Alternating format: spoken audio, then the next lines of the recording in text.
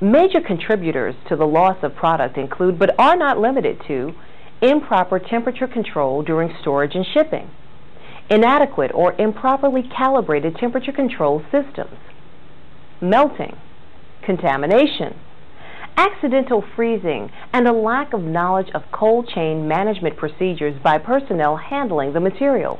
In 1998, 200,000 doses of anthrax vaccine, and most recently in the year 2000, 190,000 doses of flu vaccine were lost due to the use of antiquated packing procedures.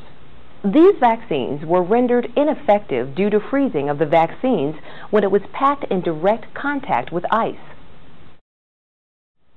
This deviation testing has demonstrated that products requiring storage temperatures between 2 and 8 degrees Celsius are quite stable at slightly warmer temperatures, as long as the warming trend is not excessive. On the other hand, these products are extremely susceptible to freezing temperatures and will lose potency as soon as they start to freeze. A good analogy of why temperature levels are so important is the cooked spaghetti noodle example.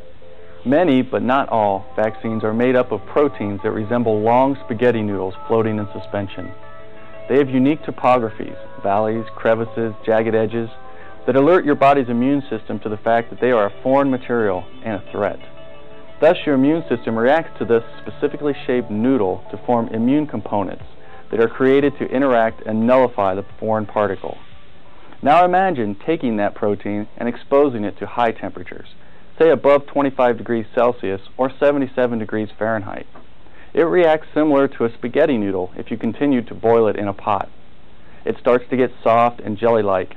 Its shape changes, and even when it is cooled back down, it remains changed permanently. Take that same cooked pliable spaghetti noodle and freeze it.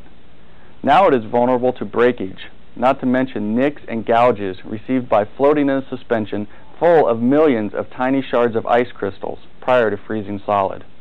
Again, even when the noodle is warmed, its shape remains changed forever.